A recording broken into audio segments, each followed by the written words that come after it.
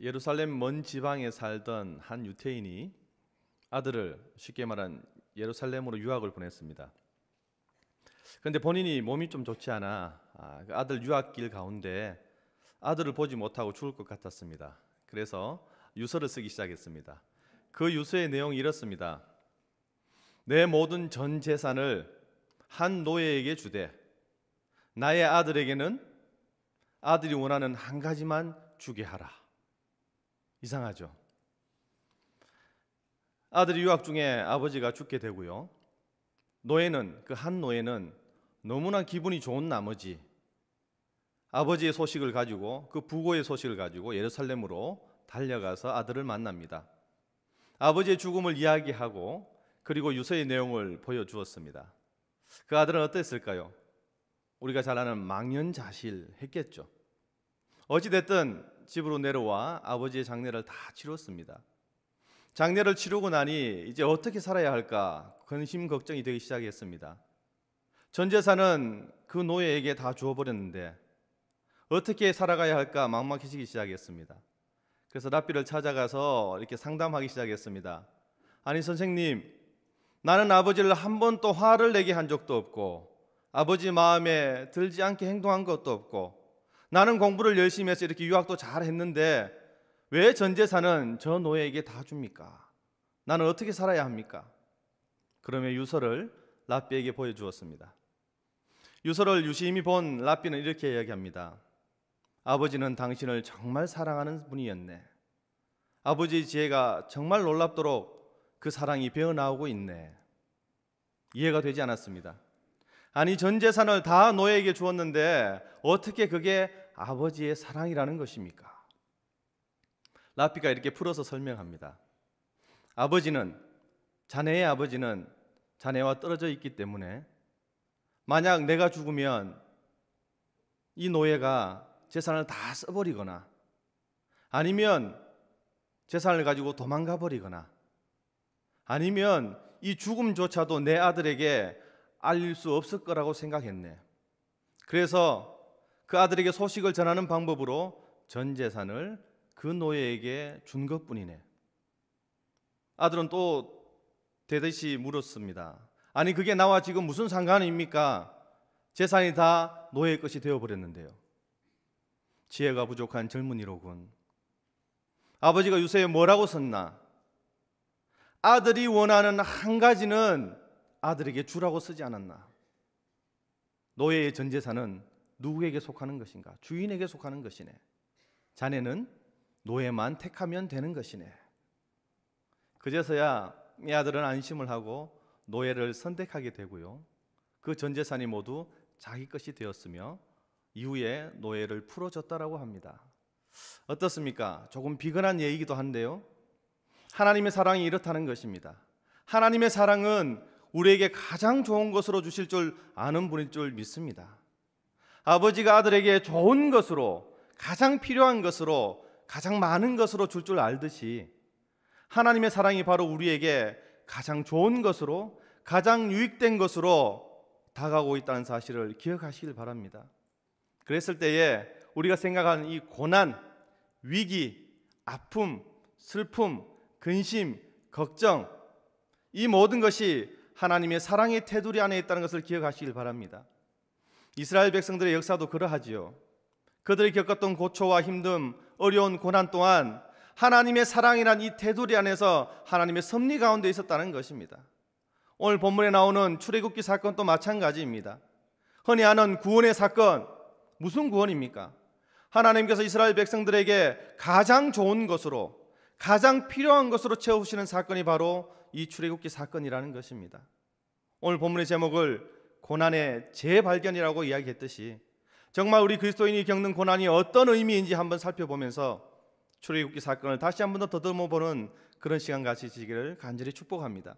첫 번째로 고난은요, 약속의 성취로서의 고난이 있습니다. 7절입니다. 이스라엘 자손은 생육하고 불어나 번성하고 매우 강하여 온 땅에 가득하게 되었더라. 구약시대의 복의 개념은 다산과 그리고 장수입니다. 자녀가 많은 것, 그리고 오래 사는 것, 그래서 구약 성경에 보면 누가 몇 살까지 살았더라, 누가 자녀가 많았더라, 천대까지 복을 받았더라, 이런 일이 많다는 것입니다. 창세기 12장 2절의 말씀처럼 아브라함이 어떤 축복을 받았습니까? 내가 너로 큰 민족을 이루고 내게 복을 주어 내 이름을 창대하게 하리니 너는 복이 될지라. 이전 성경은 복의 근원이 될지라. 첫 번째 복이 무엇입니까? 내가 너로 큰 민족을 이룬다는 것이죠. 다산입니다. 자녀가 많음입니다. 굉장한 축복입니다. 사실은 이 축복 하나 믿고 가는 것입니다. 물론 아브라함이 지시할 땅으로 믿음으로 가죠. 하나님은 거기에 믿음의 확증으로서 어떻게 보면 자녀가 많은 것, 내 이름이 창대하게 되는 것, 그리고 복이 되는 것, 이 축복을 얹어주시는 것이라는 겁니다. 하나님의 약속이 어떻게 성취되는 것인지 이 언약의 테두리 안에서 하나님이 보여주시는 사건이 바로 이 민족의 사건이고 출애굽기의 사건이라는 것입니다. 개역 성경에는 없지만 출애굽기 1장 1절을 시작하면서 맨 앞문장에 와우라는 단어가 하나 있습니다. 무슨 뜻이냐면 그리고라는 뜻입니다. 무슨 말입니까? 창세기와 출애굽기가 그리고라는 단어로 연결되어 있다는 뜻입니다. 그래서 아브라함부터 흐르는 그 축복의 메시지가, 번성하겠다라는 그 약속의 메시지가 후대에 흘러서 출애굽기까지 이어진다는 의미를 이야기하는 것입니다. 그래서 하나님께서 이스라엘 백성들을 번성하게 했다, 생육하고 번성하게 했다는 이 의미가 뚝 떨어진 이야기가 아니라 정말 하나님의 약속의 말씀을 믿고 부단히 노력했던 그 민족을 하나님께서 어떻게 번성하게 하셨는지, 그 이유는 무엇인지 그렇게 우리에게 이야기해 주는 내용이 바로 이 출애굽기의 이야기라는 것입니다. 애굽에 내려간 야곱의 식구들이 몇 명이었을 것 같습니까? 야곱 아들 12명과 다 그 가족을 합해본들 70여 명밖에 되지 않았다라고 합니다. 그런 학생들을, 그런 배움의 자세에 있던 이스라엘 백성들을 하나님께서 번성케 하셨다라고 표현하고 있는 것입니다. 7절 다시 보면 생육하고 불어나 번성하고 매우 강하여 온 땅에 가득하게 되었더라. 5번이나 이 번성했다는 의미를 강조하고 있는 것입니다. 무슨 의미일까요? 하나님의 약속이 계속해서 이어져 왔다는 것입니다. 좀 더 자세히 보면 하나님의 백성들은 애굽에 이주한 소수의 사람들로 시작했다는 것을 우리는 기억해야 합니다. 작은 숫자가 애굽에 왔지만 많은 숫자로 불어났다는 것, 그 지역이 바로 고센 땅이라는 것입니다. 고센 땅은 나일강 삼각주를 이루는 지역입니다. 그 풍요한 지역에서 하나님께서 풍성하게 백성들에게 축복을 주셨다는 의미입니다. 학자들은 이 고센 땅을 이스라엘 백성들의 인큐베이터라고 표현하기도 합니다. 어찌됐든 그 소수의 사람들로 인하여서 하나님이 축복하여서 번성하고 생육하고 또한 팽창하게 되었다라고 이야기하는 것입니다. 야곱이 처음에 애굽으로 내려가는 것을 주저하고 있을 때에 하나님이 놀라운 약속을 또 허락하십니다. 창세기 46장 3절입니다. 하나님이 이르시되 나는 하나님이라 내 아버지의 하나님이니 애굽으로 내려가기를 두려워하지 말라. 내가 거기서 너로 큰 민족을 이루게 하리라. 여기서도 동일하게 너로 큰 민족을 이루게 하겠다. 하나님께서 약속해 주시죠. 그리고 네 하고 내려가는 겁니다. 너무나 중요한 사실입니다. 하지만 하나님의 백성은 숫자가 많다고 하나님의 백성이 되는 건 아닙니다. 우리는 무엇을 보아야 합니까? 물론 팽창하고 많은 숫자가 되어서 출애굽하게 되었다라는 것도 중요하지만 이런 사건들을 통해서 우리가 볼 것은 하나님의 함께 하심이라는 것입니다. 하나님이 그 작은 숫자의 사람도, 보잘것없는 그 백성들도 사용하셔서 하나님이 함께 하시니 그렇게 거대한 민족이 되었다는 것이죠. 하나님의 능력을 볼 줄 알아야 되고요, 하나님의 성취하심을, 하나님의 약속이 성취됨을 볼 줄 알아야 한다는 것입니다. 이게 우리의 눈이 되어야 한다는 것이죠. 여러분, 아브라함에게 주셨던 하나님의 약속이 없어졌습니까? 아니지 않습니까? 애굽에 내려왔다고 취소되었습니까? 아니라는 것입니다. 하나님의 약속은 처음부터 있었고 끝까지 있는 것입니다. 단 하나님의 약속을 믿는 자에게, 그 약속을 신뢰하는 자에게 하나님의 약속은 끝까지 간다는 것을 우리는 기억해야 한다는 것입니다. 한 가정을 이렇게 이주하게 하시고 애굽에 머물게 하시고 또한 번성하게 하신 이유가 있겠죠. 간단하게 말하면 그 이유가 무엇이겠습니까?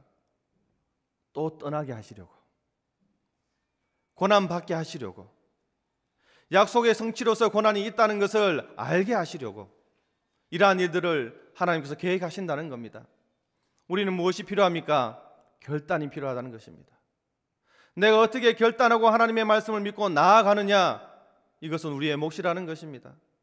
하나님은 떠나기 전에 훈련시키시죠. 모세라는 사람을 통해서 10가지 재앙도 넘어야 하고요. 그리고 그 가는 여정 가운데 얼마나 많은 불평과 불만, 요동치는 마음들이 있습니까? 그 마음도 다 넘어가야만 하나님의 약속의 땅 가나안 땅으로 들어간다는 것입니다. 가나안 땅이 뭐가 좋겠습니까? 한 번도 가보지 않은 그 가나안 땅이 뭐가 좋겠습니까? 왜 가야만 합니까? 약속이기 때문에 그렇죠. 이스라엘 백성들이 흔들리지 않는 그 한 가지 마음, 하나님의 약속이기 때문에 간다는 것입니다. 우리는 왜 결단하지 못합니까? 조건부죠. 뭐 해주렵니까 하나님? 무슨 복이 있습니까? 이스라엘 백성은 가나안 땅으로 가는 이유는 단 한 가지입니다. 하나님의 약속의 성취라는 것입니다. 여기에 어떤 이유가 없다는 것입니다. 그러니 신앙이 흔들리지 않습니다. 물론 가다가 보니 고난도 있고 어려움도 있고 출애굽 세대들은 다 광야에서 죽게 되지만 그럼에도 불구하고 가는 것이죠. 약속 때문에 그렇다는 것입니다. 고통 없이는 가지 못하고요, 눈물 없이는 가지 못하고요, 정말 믿음으로 가는 그 길이 바로 하나님의 길이라는 것입니다. 그래서 갈렙과 여호수아는 그 길을 끝까지 간다는 것입니다. 여러분, 우리에게 역할이 있습니다. 그 계시를 믿느냐, 하나님의 약속을 믿느냐, 신앙하느냐, 불신앙하느냐, 이것에 달려 있다는 것입니다. 신앙의 여부가 너무 중요한 것이죠. 예수님께서 12제자를 거두시고 훈련시키십니다. 얼마나 부족합니까? 믿습니다, 가겠습니다, 모든 것을 다 던지고 따라왔지만 얼마나 부족한 사람입니까? 가룟 유다는 어떠했습니까? 배신하지 않았습니까? 겨우 은 30에 팔지 않았습니까? 그런 사람들이었다는 것입니다. 십자가 사건 이후에 그들이 어떻게 했습니까? 다 도망가 버렸죠. 그냥 나의 터전에서 내가 쉽게 할 수 있는 일을 하고 있다는 것입니다. 어떻게 보면 숨어서 아무 일 없었던 것처럼 살고 있던 그들에게 예수님께서 찾아가십니다. 어떻게 하셨습니까? 새로운 고백을 하게 하시죠. 교회를 세우시게 하시고 복음 증거하게 하신다는 겁니다. 그들이 어떤 사람이었습니까? 사람을 보았습니다. 그들의 자리를 보았습니다. 그래서 그들이 무슨 다툼을 합니까? 누가 크니까 이 다툼하는 것 아닙니까? 하지만 부활하신 예수님을 만나고 새로운 고백한 그들은 이제 어떤 사람이 되었습니까? 내 두려움이 변하여서 능력의 삶을 살아가는 것입니다. 어떤 사람은 거꾸로 죽기도 하고요, 거꾸로 십자가에 매달려 죽기도 하고요, 순교를 하기도 하고요, 유배에 처하기도 하고요. 왜 사람들이 바뀝니까? 고백이 바뀐 것이죠. 약속이 이제 약속이 되는 것이죠. 성도 여러분, 우리가 신앙생활을 하면서 무엇을 봅니까? 처음 제자들처럼 사람을 봅니까? 자리를 봅니까? 우리는 무엇을 보아야 합니까? 십자가를 보아야 하고 예수를 보아야 하지 않겠습니까? 그렇게 된다면 우리에게는 확신이 생길 것이고요, 이 확신에 찬 우리의 모습이 바로 믿음의 모습으로 나타난다는 것입니다. 출애굽기 1장 2절부터 5절까지 보면 그 아들의 명단, 야곱 아들의 명단이 적혀져 있습니다. 왜일 것 같습니까? 그냥 성경을 보면서 출애굽기니까 당연히 야곱의 아들이 있고 요셉의 이야기가 이어지는구나, 이 내용이 아닙니다. 그들의 정체성을 이야기하는 것입니다. 애굽은 이스라엘 백성들의 땅이 아닙니다. 그럼에도 불구하고 이 명단을 각각 다시 적음으로 말미암아 그들의 정체성을 이야기하는 것입니다. 그들의 애굽 살 때에도 예수 믿는 사람, 아니 하나님을 믿는 사람으로 살아갔다는 것입니다. 하나님의 약속의 말씀이 그들 안에 머물렀다는 것을 이야기하는 것입니다.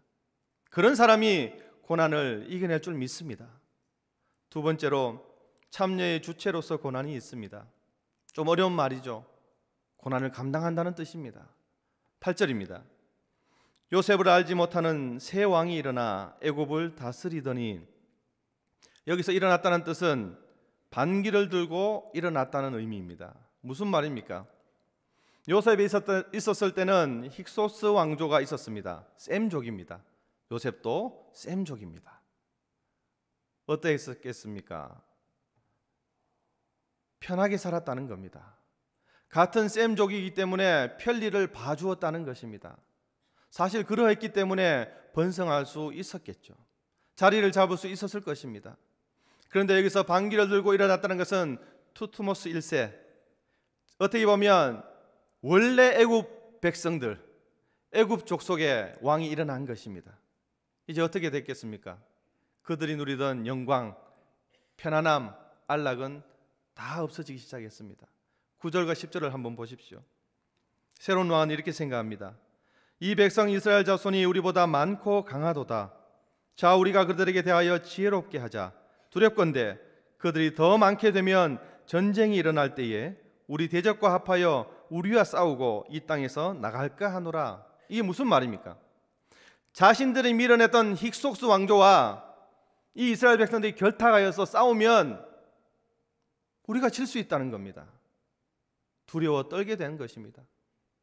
그래서 이 바로 왕은 이제 이스라엘 백성들을 힘들게 하기 시작했습니다. 많은 중노동에 시달리게 했고요. 그리고 그들을 모든 일들에게 힘들게 하고 있음을 우리는 볼 수 있는 것입니다. 국고성인 비돔과 라암셋을 지을 때도 이들을 사용했고요. 그런데 재미난 이야기는 12절에 나타나 있습니다. 어떤 학자들은 이렇게 이야기합니다. 이들이 양만 치다가 운동 안 하다가 힘든 운동을 하니 건강해졌다. 12절을 한번 보십시오. 그러나 학대를 받을수록 더욱 번성하여 퍼져나가니 애굽 사람이 이스라엘 자손으로 말미암아 근심하여라고 합니다. 학대를 받을수록 더욱 번성해졌다, 더욱 건강해졌다라고 이야기하는 것입니다. 유명한 윤리학자인 플루타르코스는 이렇게 이야기합니다. 인간의 위대성은 그가 고통을 어떻게 견뎌내는가에 따라 결정된다. 우리가 위대한 것, 말 바꾸어서 성도가 위대한 것은 이 고통을 어떻게 견뎌내는가에 따라서 결정된다. 신앙이 어떻게 되는지 결정된다라고 이야기하는 것과 동일할 것입니다. 이스라엘 백성들은 학대를 받음으로 학대 안에서 낙심하고 근심하고 고민하고 끝이 나는 것이 아니라 하나님을 바라봤습니다. 끝까지 하나님과 동행했습니다. 그래서 우리가 하는 찬양의 가사처럼 약할 때 강함 되시는 하나님의 능력을 맛보았다는 것입니다. 그랬을 때에 견딜 수 있었다는 것을 우리는 기억해야 합니다. 바라 왕은 당황했죠. 그래서 13절과 14절에 보면 더욱 엄하게 일을 시켰다라고 합니다. 이게 무슨 말입니까? 엄하다는 말은 산산조각내다, 부수다라는 의미를 가지고 있습니다. 노예처럼 부렸다는 것입니다. 힘든 일만 시켰다는 것입니다. 벽돌을 만들거나 어떤 성을 쌓거나 농사일이나 모두 동원했다는 것을 이야기합니다. 아직도 벽화에는 남아있다라고 하죠. 가죽 채찍을 병사들이 들고 있고 그 채찍질에 당하는 노예들, 이스라엘 백성들의 모습이 나타나 있다고 이야기합니다. 그리고 알렉산드리아 운하를 팔 때에 15만 명이 동원되었는데요, 2만 명 이상이 그 노예들이 죽었다라고 합니다. 우리가 여행 가면 볼 수 있는 피라미드, 우와 크다, 어떻게 저 큰 돌을 이라고 이야기하지만 그 속에는 많은 사람들의 피가 묻어 있다는 것을 기억해야 합니다. 여러분, 이런 일들을 보면서 어떤 생각을 하십니까? 하나님의 나라는 저절로 되는 것이 아니구나. 하나님의 백성이 저절로 되는 것은 아니구나. 악한 영의 방해가 있고요, 사탄의 방해가 있다는 겁니다. 그래서 디모데전서 4장 1절에서는 말합니다. 그러나 성령이 밝히 말씀하시기를 후일에 어떤 사람들이 믿음에서 떠나 미혹하는 영과 귀신의 가르침을 따르리라 하셨으니, 우리가 말씀 생활 잘 한다고 생각하지만 미혹하는 영 때문에 빠질 수 있다라고 이야기합니다. 바울이 전도를 하고 교회를 세우고 말씀을 증거하면서 이단들이 들어왔습니다. 가장 대표적인 이단이 바로 영지주의입니다. 영지주의 이단은 뭐라고 이야기하냐면요, 하나님을 아는 지식이 있어야만 구원을 받는다. knowledge of God, 이것은 아무나 받을 수 있는 것이 아니다. 바울이 전한 복음은 무엇입니까? 믿음으로 구원받는 것이죠. 믿음으로만 구원받는 것이죠. 여러분, 어떤 것이 더 고상해 보입니까? 당시 사람들이 왜 이단에 빠졌습니까? 영지주의가 더 고상하게 보입니다. 하나님을 아는 지식, 무언가 있는 것처럼 이야기하는 것입니다. 저와 여러분들은 어떻습니까? 하나님을 아는 지식을 얻기 위해 신앙하십니까? 아니면 믿음의 실천을 위해서 신앙하십니까? 당연히 믿음의 실천을 위해서 신앙하시다라고 이야기하셔야 합니다. 그런데 믿음의 실천을 위하면 고난은 있다는 것입니다. 베드로전서 4장 13절에서 이렇게 얘기합니다. 오히려 너희가 그리스도의 고난에 참여하는 것으로 즐거워하라. 이는 그의 영광을 나타나실 때에 너희로 즐거워하고 기뻐하게 하려 함이라. 왜 이 말씀을 통해서 고난에 참여하라라고 이야기합니까? 고난이 있다는 것이죠. 우리는 항상 염두에 두어야 합니다. 고난은 반드시 있다. 그러면 어떻게 해야 하느냐? 이 고민을 해야 된다는 것입니다. 제가 서두에 말씀드렸듯이 참여해야 된다고 이야기하는 것입니다. 참여로서 고난이 있다는 것입니다. 여러분, 이제 고난에 대해서 한번 정리해 보겠습니다.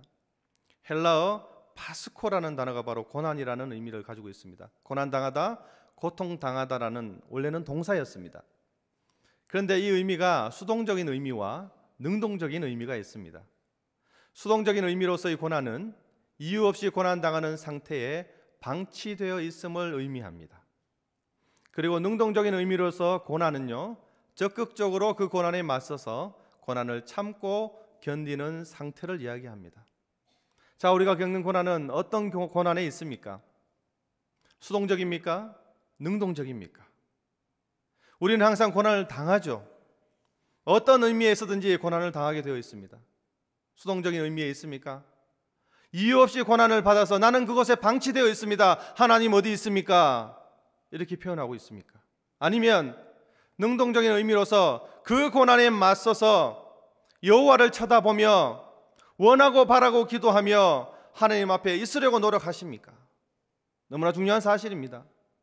같은 고난을 당하는데 어떤 사람은 이유 없는 고난이라고 터부시해버리고 그냥 거기에 주저앉은 사람, 방관자의 역할을 가진 사람이 있고요, 참여자의 역할로 말미암아 그 고난에 맞서서 하나님의 뜻을 구하는 사람이 있다라는 것입니다. 여러분, 선택하십시오. 결단하십시오. 우리는 어떤 신앙의 모습을 가져야 하는지 반드시 결단하십시오. 이제 고난의 재발견이라고 했으니 그 해답을 어디서 찾아야 할까요? 유월절에서 찾아야 합니다. 헬라어 파스카라고 하는데요, 건너가다, 넘어서다는 뜻입니다. 10가지 재앙 중에 마지막 재앙이죠. 장자의 죽음의 재앙이 왔습니다. 어떻게 건너가고 어떻게 넘어갑니까? 어린 양을 잡고 그 피를 문설주와 임방에 바르고 그렇게 했더니 그 죽음이 넘어갔더라는 것 아닙니까? 그래서 그 죽음을 지금까지 지키는 것이 유월절의 유래가 아닙니까? 어린 양의 피로서 말미암아 우리가 고난을 넘어갈 줄 믿습니다. 그 어린 양의 피가 내 속에서 체득될 때에 고난의 의미가 새로워지고 내가 보는 고난의 단어가 눈이 열려서 다르게 보인다는 것입니다. 여러분, 신앙생활을 하면서 어떠합니까? 아직도 내 나이가 얼만데 고난이 오면 신세 한탄만 하고 있으렵니까? 우리는 자녀들에게 어떤 신앙의 모습을 물려주겠습니까? 돈을 많이 물려주겠습니까?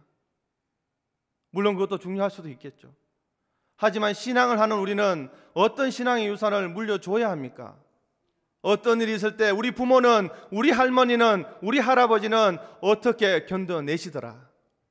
최소한 이것은 보여줘야 되지 않겠습니까? 말하지 않아도, 내가 일일이 가르치지 않아도 내 삶의 모습에서 십자가를 보면 그리스도의 피가 생각나고 그 피가 내 속에서 체득이 되고 체득된 그 피로 말미암아 상황을 바라보는 눈이 달라지고 내 행동이 달라지고 내 언행이 달라지고 내가 대하는 모습이 달라지고 내 태도가 달라지고 그렇게 되었을 때에 우리는 고난을 건너갈 줄 믿습니다. 성취된 약속의 성취로 말미암아 고난이 있습니다.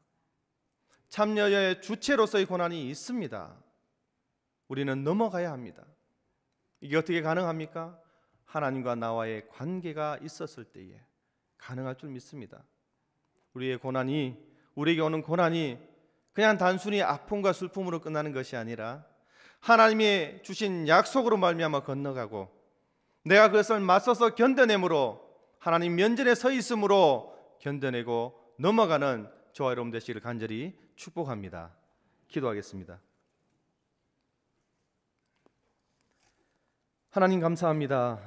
고난에 대해서 다시 한 번 더 생각해 보았습니다. 우리는 한없이 부족하고 한없이 무너지며 한없이 연약한 존재이지만 약속의 말씀을 믿음으로 말미암아 하루를 살아가게 하시며 정말 유월절의 의미를 기억하며 이 고난을 재발견하는 우리가 될 수 있도록 도와주옵소서. 감사합니다. 예수님 이름으로 기도합니다. 아멘.